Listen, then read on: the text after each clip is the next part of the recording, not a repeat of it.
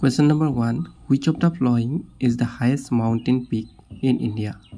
নিম্নলিখিত কোনটো ভাৰতৰ সৰ্বোচ্চ শৃংগ? শুদ্ধ উত্তৰটো হ'ব option C Kanchenjunga. Question number 2. Famous sun temple is located in which city? বিখ্যাত সূৰ্য মন্দিৰ কোন চহৰত অৱস্থিত? আৰু ইয়াৰ শুদ্ধ উত্তৰটো হ'ব অপচন সি কোণাৰ্ক। কোণাৰ্কত সূৰ্য মন্দিৰ অৱস্থিত। Question number 3. In which year was sati system abolished in India? কোন চনত ভাৰতত সতীদাহ প্ৰথা বিলুপ্ত কৰা হৈছিল? শুদ্ধ উত্তৰটো হ'ব অপচন এ 1829 1829 চনত। Question number 4. Which planet in our solar system is known as green planet? আমাৰ সৌৰজগতৰ কোনটো গ্ৰহক সেউজীয়া গ্ৰহ বুলি জনা যায়? আৰু শুদ্ধ উত্তৰটো হ'ব অপচন বি ইউৰেনাছ। ইউৰেনাছক আমাৰ সৌৰজগতৰ সেউজীয়া গ্ৰহ বুলি জনা যায়। Question number 6. What was the first newspaper published in India? ভাৰতত প্ৰকাশিত প্ৰথমখন বাতৰি কাকত কি? ইয়াৰ শুদ্ধ উত্তৰটো হ'ব option B the Bengal Gazette. Question number 7. Which is the oldest mountain range in India?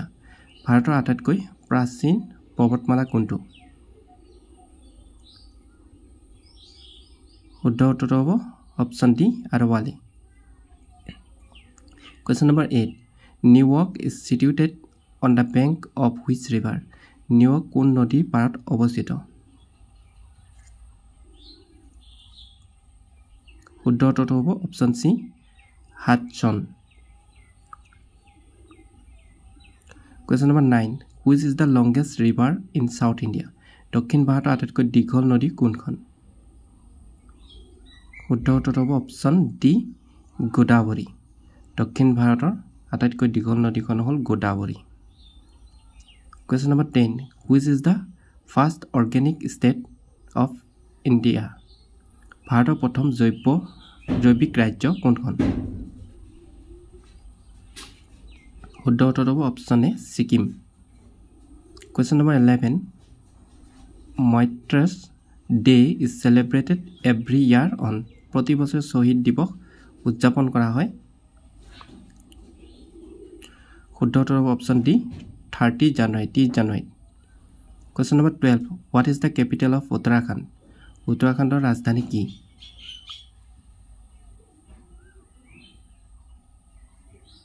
শুদ্ধ উত্তৰ হ'ব অপচন সি দেহৰাদুন। উত্তৰাখণ্ডৰ ৰাজধানী হ'ল দেহৰাদুন।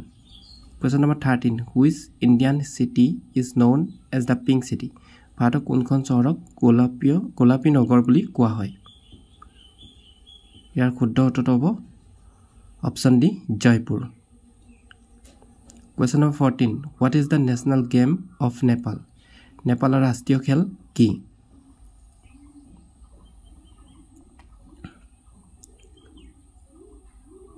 শুদ্ধ উত্তৰটো অপচন সি ভলীবল। নেপালৰ ৰাষ্ট্ৰীয় খেল হ'ল volleyball. Question number 15. Who was the father of Samudragupta? সমুদ্ৰগুপ্তৰ পিতৃ কোন আছিল?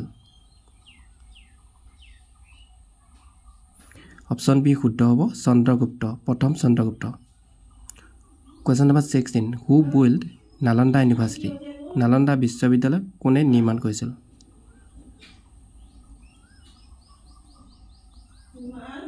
শুদ্ধ উত্তৰটো হ'ব অপচন বি কুমাৰগুপ্ত।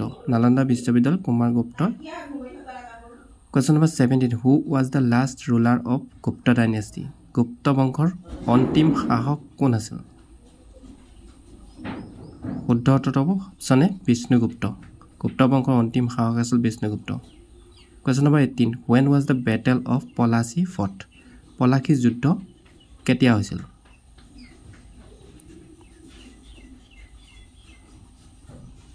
শুদ্ধ উত্তৰটো হ'ব অপচন বি 1757 চনত। Question number 19. What is the capital city of Spain? স্পেইনৰ ৰাজধানী চহৰ কি?